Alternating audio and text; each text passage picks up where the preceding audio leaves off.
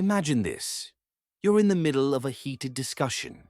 Your heart's racing, your mind is buzzing with thoughts. Every word feels like a tactical move, each sentence crafted to defend your position. And yet, the person across from you is doing the exact same thing. Both of you are trapped in a battle where no one listens. Instead, you're both just waiting for a moment to strike back. But then, N enters the scene, and he doesn't tell you what to say, nor does he pick a side. Instead, he quietly whispers in your ear, "You've already lost." What does he mean?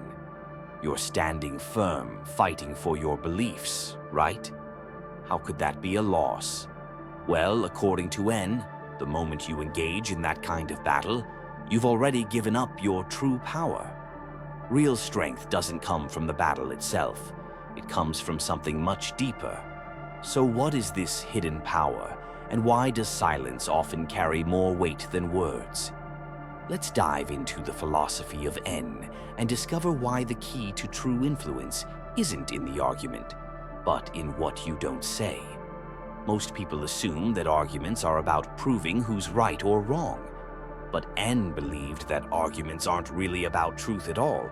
They're about something much more primal. Ego, identity, the need to feel validated. Why do people argue in the first place?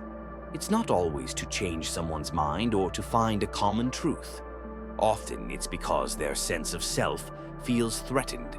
When someone challenges our beliefs, it feels like a personal attack. To admit we're wrong is to admit weakness. Our minds fight back against that feeling, even if the argument is pointless. When you engage emotionally in an argument, you're already losing control. You're reacting to your own vulnerabilities, rather than observing the situation with clarity. The true source of power, N argues, lies in not letting yourself be provoked. The more you react, the more control you surrender to the other person. So, if power doesn't come from fighting, where does it come from? N's philosophy of the will to power offers a surprising answer. The will to power is often misunderstood. It's not about brute strength or dominating others physically. It's about the ability to impose your will upon reality itself, by choosing how to respond, or even choosing not to respond at all. You see, real power often lies not in fighting for control, but in withholding it when you could easily exert it. When you refuse to react emotionally, you shift the dynamic of the conversation, and in doing so, you gain true influence. This is where the concept of the Ubermensch comes in. The Ubermensch, the overman or superior individual, isn't someone who fights to be right. He's someone who doesn't need to fight at all. He understands that the true battlefield is in the mind, and that silence, restraint, and observation can be far more powerful than any verbal argument. Think about it this way. Imagine you're in a meeting. Two people are arguing. One is loud, aggressive, determined to prove their point. The other remains calm, collected, and listens more than they speak. They don't get drawn into emotional back and forths. They hold their ground, but with silence, not with words. When they finally speak, it's not a tirade of opinions. It's a calm, well-timed remark that shifts the entire conversation. Who truly holds the power here? N would argue that the person who remains in control, who does not react emotionally, has the advantage. Over time, this power dynamic shifts in their favor. Silence isn't just the absence of noise, it's a powerful tool. In fact, when used strategically, silence can be more powerful than any argument. By staying silent, you force the other person to reveal more about themselves. You make them uncertain. You force them to second-guess their own words, their own beliefs. It creates tension, and tension is uncomfortable. This discomfort gives you the power to control the conversation. The Ubermensch doesn't just stay silent. He uses silence. He understands that the space between words is just as powerful as the words themselves, and he can wield that space to influence and control the conversation without uttering a single word. To truly understand the power of silence, let's look at three iconic figures who mastered the art of strategic restraint: Socrates, Steve Jobs, and Miyamoto Musashi. Socrates, the ancient Greek philosopher, was a master of silence. But he didn't remain quiet out of avoidance. He used silence as a tool to expose the contradictions in others' beliefs. His method, known as the Socratic Method, didn't involve shouting, attacking, or winning debates. Instead, he asked pointed questions that made people challenge their own beliefs. Imagine this. A proud politician in Athens claims to be the wisest man in the city. Instead of refuting him outright, Socrates simply asks, "What is wisdom?" The politician, eager to prove his own intellect, begins defining wisdom.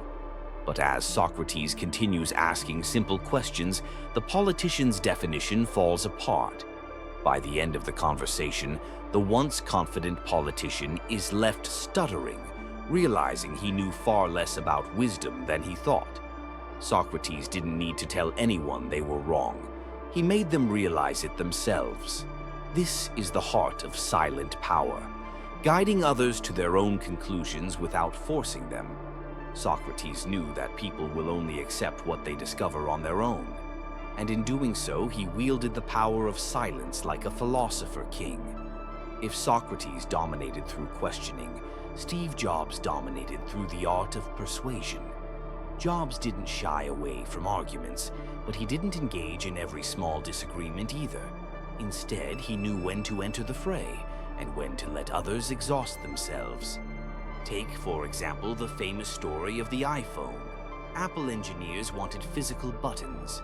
Jobs wanted a sleek, all-glass touchscreen. Rather than endlessly debating, Jobs led the team to his vision through subtle persuasion. He allowed them to voice their concerns and then, through carefully timed silence and strategic feedback, made them realize that a touchscreen phone was inevitable, even revolutionary. Jobs didn't tell people what to think. He made them believe it was their own idea. He understood that the goal of an argument is not to win in the traditional sense, but to influence the way others think and act. His success didn't come from dominating people. It came from winning them over to his way of thinking, quietly and powerfully. Now let's move beyond philosophy and business and look to the battlefield. Miyamoto Musashi, the legendary Japanese swordsman, won more than 60 duels. But his greatest victories were psychological. Musashi understood a fundamental truth. The best way to win a fight is to never fight at all. Take his famous duel against Sasaki Kojiro. Kojiro was known for his speed and deadly precision. But Musashi didn't challenge him head-on. Instead, he arrived hours late to the duel, deliberately infuriating his opponent. By the time they finally faced off, Kojiro was so blinded by anger that he made mistakes, allowing Musashi to defeat him effortlessly. Musashi knew that if you can get your enemy to react emotionally, you've already won. Zen's philosophy aligns perfectly with this. True power lies in controlling yourself and in subtly manipulating the emotions and reactions of others. What do Socrates, Steve Jobs, and Miyamoto Musashi have in common? They all knew that true power doesn't come from fighting. It comes from controlling the situation before it even begins. They understood that silence and restraint can be more powerful than any word or argument. The next time you find yourself in an argument, ask yourself, am I reacting emotionally or am I controlling the situation? Because, as Zen teaches us, true power isn't in words. It's in the ability to remain calm, poised, and in control. But why do we argue in the first place? And understood that most arguments aren't about logic, they're psychological. When we argue, we're often reacting to deep-rooted emotional triggers rather than thinking rationally. Modern psychology backs this up. Our brains are wired to defend our beliefs, not to learn from others. Cognitive biases like confirmation bias and the backfire effect make it almost impossible to have a rational argument. We're not listening to learn. We're listening to respond, to defend our egos. When you argue out of emotion, you reveal more about yourself than you might intend. And in doing so, you give up control.